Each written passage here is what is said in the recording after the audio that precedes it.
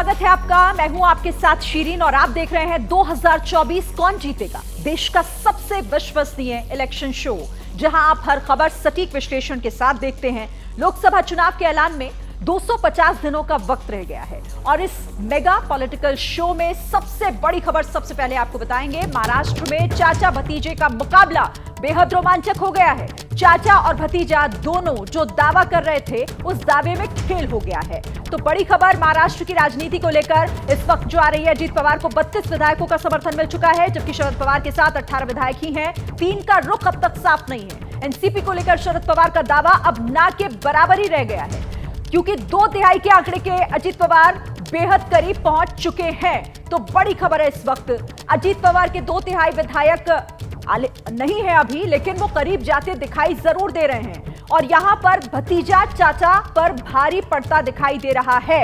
इस वक्त की ये बड़ी खबर, सिर्फ 3 ऐसे एमएलए हैं जिनका रुख अब तक साफ नहीं है। 32 विधायकों का समर्थन अजीत पवार को मिल चुका है।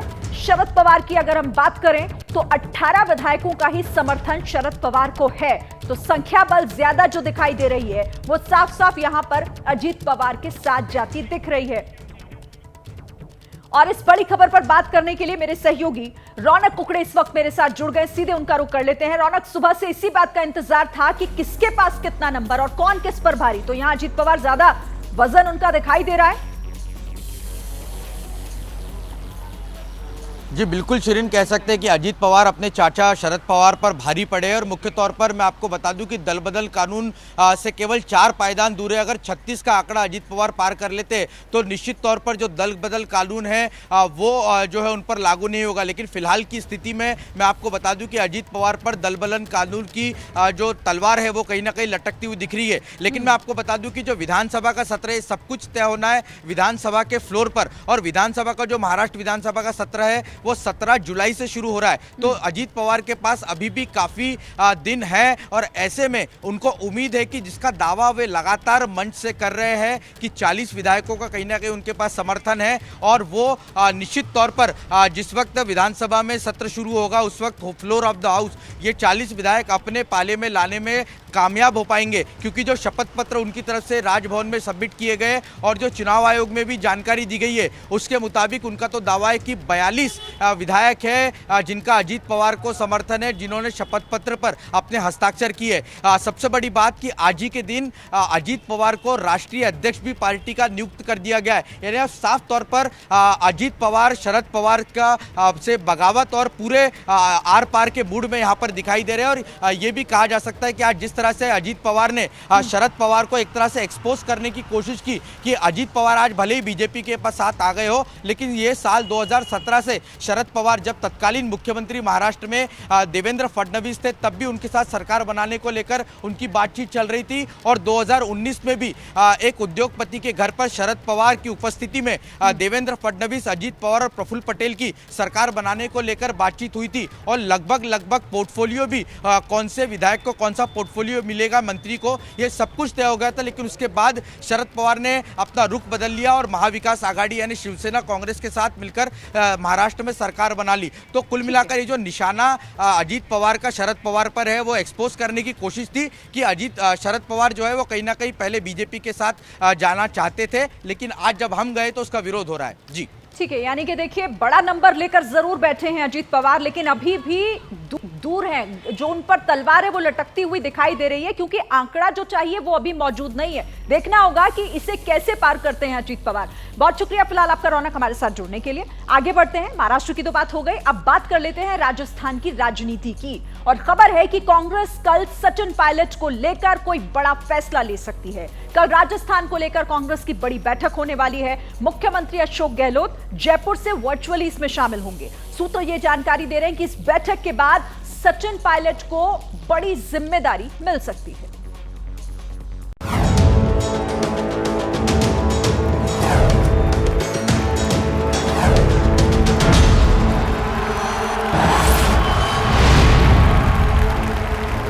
सचिन पायलट पर फैसले की फाइनल घड़ी आ गई है।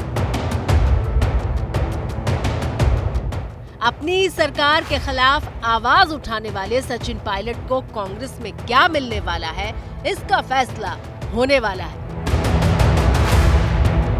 हुकूमत के लिए बगावत को हथियार बनाने वाले सचिन पायलट प्रदेश की राजनीति करेंगे या फिर कांग्रेस में राष्ट्रीय नेता बन जाएंगे, इसके फैसले में रात भर का वक्त बाकी रह गया है। कल यानी 6 जुलाई को कांग्रेस राजस्थान को लेकर अहम बैठक करने वाली है। मुख्यमंत्री अशोक गहलोत इस बैठक में वर्चुअली यानी वीडियो कॉन्फ्रेंसिंग के जरिए शामिल होंगे। वहीं कांग्रेस अध्यक्ष मल्लिकार्जुन खड़गे और राहुल गांधी भी इस बैठक में मौजूद रहेंगे। नजरें इस बात पर हैं कि कांग्रेस सचिन पायलट के भविष्य को लेकर क्या फैसला करती है। कर्नाटक में कांग्रेस की जीत के बाद पार्टी नेतृत्व के हौसले बुलंद हैं। ऐसे में माना जा रहा है कि नेतृत्व बिना किसी दबाव के फैसला ले सकता है। सवाल यह है कि कांग्रेस में पायलट का रोल आगे क्या होगा? मुख्यमंत्री बनेंगे, डिप्टी सीएम बनेंगे या फिर कोई और जिम्मेदारी मिलेगी? इस सवाल का जवाब आगे बताएंगे। पहले राज्य की राजनीति के जातीय गणित को समझ लीजिए।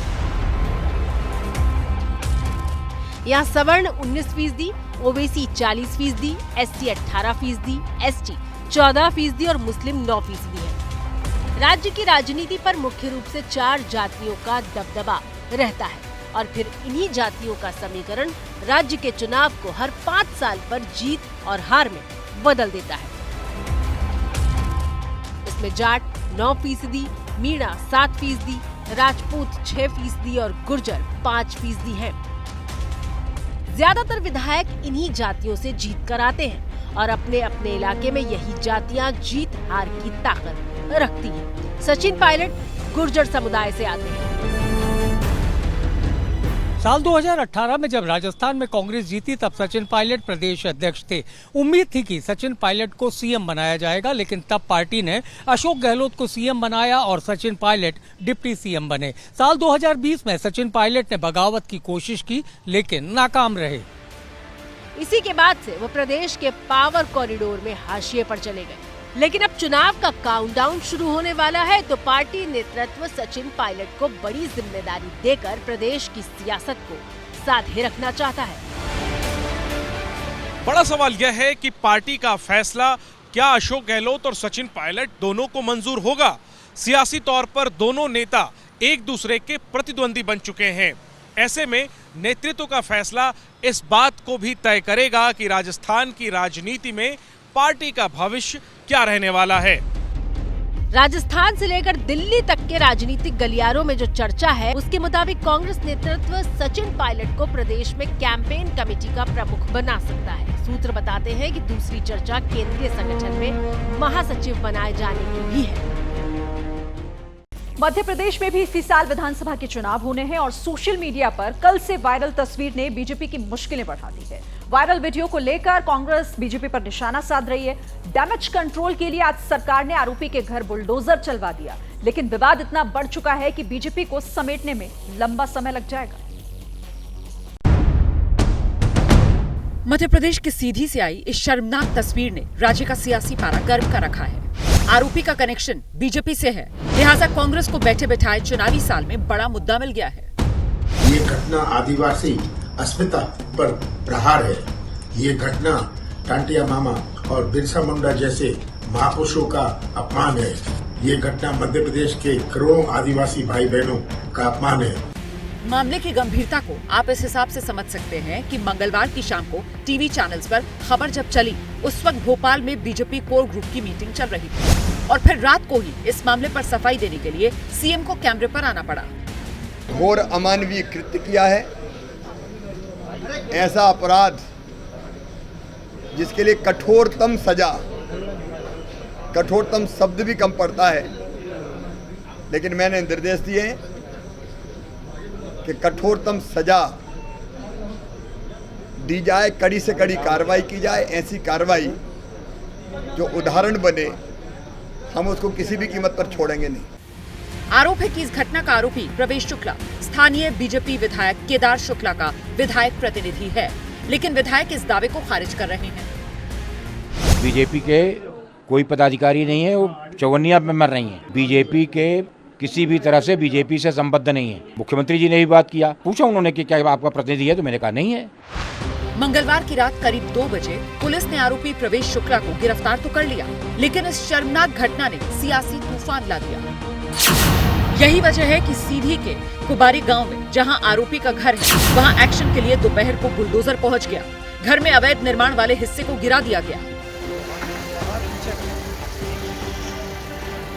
बावजूद इसके लगता नहीं कि मामला इतने भर से शांत होने वाला है। कांग्रेस के पूर्व अध्यक्ष राहुल गांधी ने ट्वीट करते हुए कहा, भाजपा राज में आदिवासी भाइयों और बहनों पर अत्याचार बढ़ते ही जा रहे हैं। मध्य प्रदेश में एक भाजपा नेता के अमानवीय अपराध से सारी इंसानियत शर्मसार हुई है।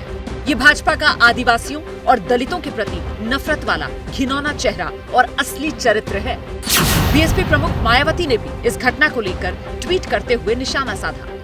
मध्य प्रदेश में साल के आखिर में विधानसभा के चुनाव होने हैं। पार्टी का शीर्ष नेतृत्व आदिवासी वोटों को लुभाने के लिए जी तोड़ कोशिश कर रहा है। आदिवासियों के लिए कई सारी योजनाएं भी शुरू की गई हैं और इस दौर में पार्टी के ऐसे छुट भैया नेता इस पूरे प्लान में पलीता लगा देते हैं। मध्य प्रदेश में आदिवासी वोटर्स की आबादी 21% है। मध्य प्रदेश में विधानसभा की कुल 230 सीटें हैं। राज्य में एसटी के लिए 47 सीटें रिजर्व हैं, लेकिन 84 सीटों पर आदिवासी वोटर हार जीत तय करते हैं। यही वजह कि प्रधानमंत्री मोदी से लेकर मुख्यमंत्री शिवराज सिंह चौहान तक आदिवासियों के लिए तरह तरह की योजनाएं लॉन्च कर रहे हैं। इन्हें साथ लाने के लिए बीजेपी का शीर्ष नेतृत्व कोई कसर नहीं छोड़ रहा। माना जाता है कि 2018 के चुनाव में आदिवासी वोटर्स ने बीजेपी का साथ छोड़ा था। उसी की वजह से शिवराज की सत्ता चली गई। साल 2013 में बीजेपी को आदिवासियों के लिए रिजर्व 47 सीटों में से 32 सीटों पर जीत मिली थी, लेकिन 2018 के चुनाव में बीजेपी को सिर्फ 16 सीटों पर ही जीत मिली और बीजेपी सत्ता से बाहर हो गई। आदिवासी वोटर सिर्फ मध्य प्रदेश तक ही सीमित नहीं है, बल्कि राजस्थान और छत्तीसगढ़ में बड़ी संख्या आदिवासी वोटों की है। इन राज्यों में भी आने वाले दिनों में चुनाव है और ऐसे में ये मामला विपक्ष आसानी से हाथ से जाने नहीं देगा। और अब बात करते हैं बिहार की राजनीति की। एक लंबे समय के बाद लालू यादव पार्टी के मुख्यालय पहुंचे थे। मौका आरजेडी स्थापना दिवस समारोह का था। लालू ने मंच से पीएम मोदी पर वार किया, लेकिन चर्चा बिहार में लालू के भाषण से ज्यादा नीतीश कुमार की हो रही। आखिर नीतीश के मन में है क्या? कई दिनों से ये बात चल रही है कि नीतीश फिर पलटने वाले हैं। आखिर ऐसा क्या हो गया कि नीतीश का मन डोल रहा है? इस सवाल का जवाब तलाशती प्रकाश कुमार की ये एक्सक्लूसिव रिपोर्ट देखिए।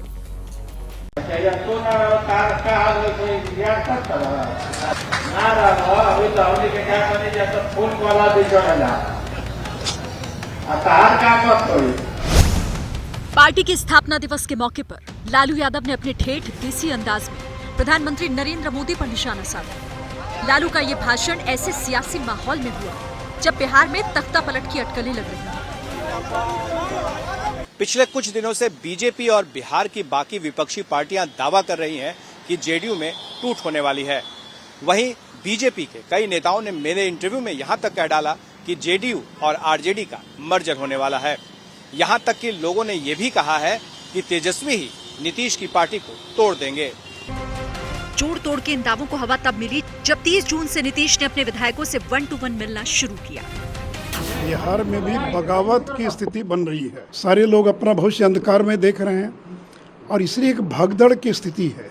इससे नीतीश कुमार घबराए हुए हैं। आगे आने वाले दिनों में कुछ भी हो सकता है, कोई इसकी गारंटी नहीं ले सकता है कि जनता दल में कुछ भी नहीं होगा। बड़ी संख्या में लोग हम लोगों के भी संपर्क में हैं। ये बात मुझे लगता है लाइक एन ओपन सीक्रेट। काफ़ी आप में से भी कईयों के नाम आप भी शायद जान रहे होंगे जो डायरेक्ट मेरे संपर्क में हैं, जो मुझसे मुलाकातें कर रहे हैं, जो मुझसे बातचीत कर रहे हैं। और मैं सिर्फ दावा सिर्फ अपने लिए ही नहीं कर रहा हूँ, हर कोई अपनी अपनी राह तलाश रहा है, बाकी राजनीतिक दलों से भी। आज की तारीख में हकीकत है जनता दल यूनाइटेड का बिहार में कम से कम कोई अस्तित्व नहीं है। असल में नीतीश कुमार प्रधानमंत्री पद के दावेदार माने जाते हैं। हालांकि उनकी पार्टी औपचारिक रूप से ये दावा नहीं करती, लेकिन बयानों से लेकर सोशल मीडिया पोस्ट के जरिए ये संदेश देने की कोशिश होती है कि नीतीश पीएम के दावेदार हैं। जेडीयू की विधायक शालिनी मिश्रा का ये सोशल मीडिया पोस्ट देखिए, जिसमें वो देश मांगे नीतीश के नारे बुलंद करती रहती हैं। सवाल ये है कि क्या नीतीश कुमार के मन में भी पीएम बनने की इच्छा है?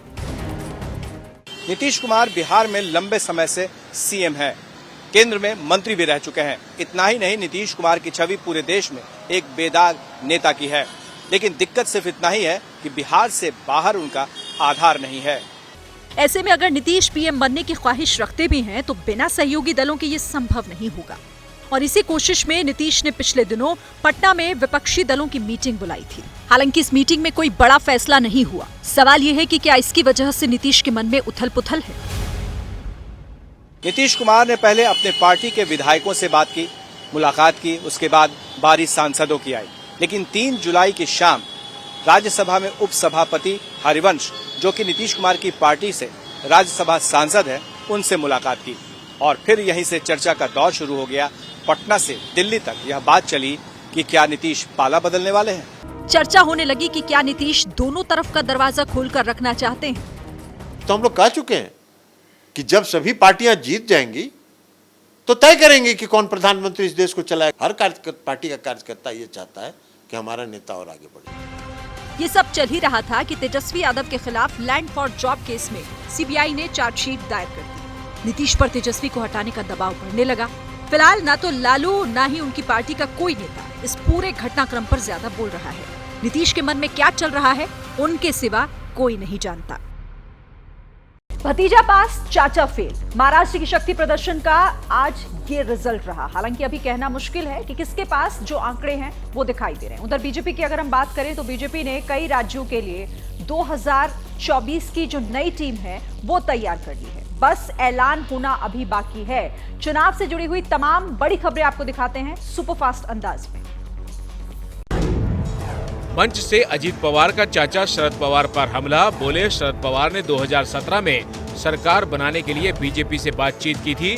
2019 के चुनाव के बाद भी हुई थी फडणवीस से मुलाकात। मुझे हमेशा बनाया जाता है विलेन। अजीत पवार गुट के नेता प्रफुल्ल पटेल का सवाल, जब हम शिवसेना की विचारधारा को मान सकते हैं तो फिर बीजेपी के साथ जाने में क्या आपत्ति। एनडीए में शामिल होने का फैसला देश और पार्टी के लिए, व्यक्तिगत लाभ के लिए नहीं।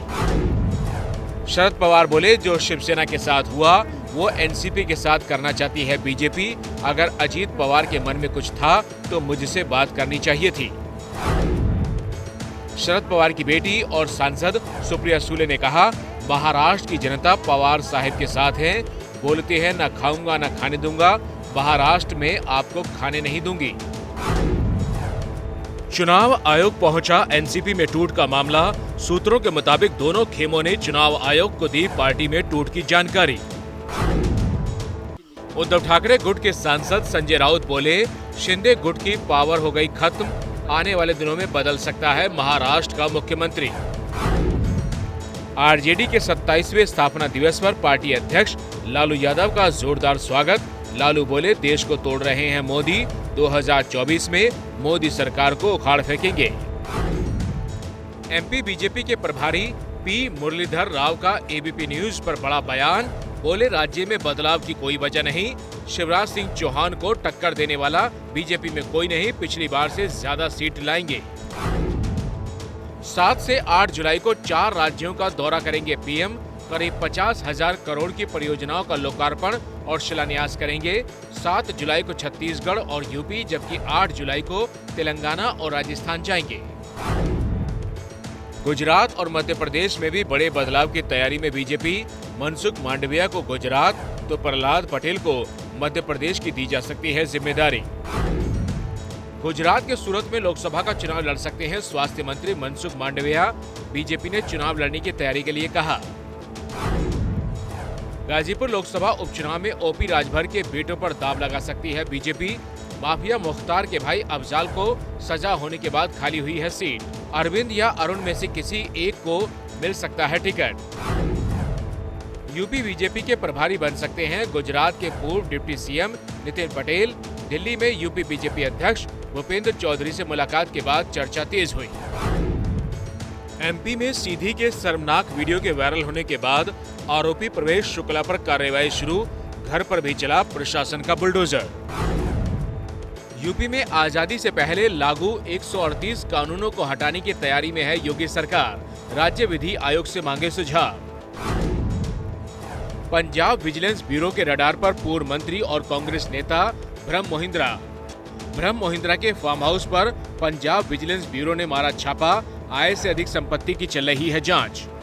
अब आपको पंजाब की राजनीति से जुड़ी हुई एक बड़ी खबर बता देते हैं और बड़ी खबर यह है कि हरसिमरत कौर, जिनकी केंद्रीय मंत्रिमंडल में शामिल होने की चर्चाएं चल रही हैं, इसी के बीच अकाली दल के जिला अध्यक्षों की कल एक मीटिंग बुलाई गई है। पार्टी अध्यक्ष सुखबीर सिंह बादल ने जिला स्तर के नेताओं की मीटिंग बुलाई है, जिनसे बीजेपी से संभावित गठबंधन को लेकर बात होगी। बड़ी खबर इस वक्त की, एनडीए में शामिल होने को लेकर उनके साथ गठबंधन, बीजेपी के साथ गठबंधन अगर होता है तो इसे लेकर बात की जाएगी। जिला स्तर के सभी नेताओं को बुलाया गया है जिसमें मीटिंग होनी है। बड़ी खबर इस वक्त की, पार्टी अध्यक्ष सुखबीर सिंह बादल ये मीटिंग करेंगे। जिस तरह से केंद्रीय मंत्रिमंडल में हरसिमरत कौर के शामिल होने की चर्चाएं हैं, उसी बीच अकाली दल भी इस वक्त एक्शन में नजर आ रहा है। तो पंजाब से बड़ी खबर है ये, पंजाब की राजनीति से जुड़ी हुई बड़ी खबर। हरसिमरत कौर केंद्रीय मंत्रिमंडल में शामिल होने की चर्चाओं के बीच अकाली दल ने भी अब बैठक बुलाई है जिला अध्यक्षों की। इस खबर पर और जानकारी के लिए सीधा रुख करते हैं, मेरे सहयोगी जगविंदर पटियाल हमारे साथ जुड़ गए हैं। जगविंदर, क्या है ये पूरी खबर? और देखिए, रायशुमारी चल रही है कि आखिरकार किसके साथ जाना चाहिए, किसके साथ नहीं जाना चाहिए, इसका पार्टी को फायदा होगा नहीं होगा। सुखबीर बादल ये तय कर लेना चाहते हैं और तभी से रायशुमारी कर लेना चाहते हैं, क्योंकि बड़ा फैसला ये है कि बीजेपी के साथ अकाली दल का समझौता हो रहा है या नहीं हो रहा है। हो रहा है तो वो सही रहेगा या गलत रहेगा, या इसकी गांव में जहां वोटर छिटक गया था अकाली दल का, उसकी क्या फीडबैक रहेगी। खास तौर पे ग्रामीण वोटरों का फीडबैक लेने के लिए सभी जिला प्रधान को और तमाम सीनियर लीडरशिप को बुलाया गया है। हालांकि अभी तक अकाली दल ने ये पत्ते नहीं खोले हैं कि उनका बीजेपी से जो गठजोड़ का प्लान है वो कहां तक पहुंचा है, लेकिन बावजूद उसके एक रायशुमारी की जा रही है और ये एक्सरसाइज किसी बड़े संकेत की तरफ इशारा करती है, जो सुखबीर बादल ने विदेश के टूर से लौटने के बाद सीधी बैक टू बैक मीटिंग का सिलसिला शुरू किया है। यानी पंजाब की राजनीति में कुछ बदलने वाला है। बिल्कुल, तो पंजाब की राजनीति में कुछ बदलने वाला है और इसे लेके देखिए अब बैठकें भी शुरू हो जाएंगी, क्योंकि ये बड़ी खबर जो जगविंदर पटियाल मेरे सहयोगी ने हमें बताई है कि कल अकाली दल ने बैठक बुलाई है। जिला अध्यक्षों के साथ सलाह मशवरा किया जाएगा उन चर्चाओं को लेकर जो एनडीए में शामिल होने को लेकर हो रही है। बहुत शुक्रिया आपका हमारे साथ जुड़ने के लिए जगविंदर। जैसे ही घड़ी का काटा दोपहर 2:30 पे आए, बबीता जी का दिल सास बहू साजिश के लिए मचल जाए। और ये है इनकी बहू, पूरे दिन ऑफिस की टेंशन हो जाए गॉन जब ये करें अपना फेवरेट शो फ्री टाइम पे ऑन। इनकी तरह आप भी देखें अपना फेवरेट शो अपने टाइम पर और डाउनलोड कीजिए एबीपी लाइव ऐप अपने स्मार्ट टीवी पर।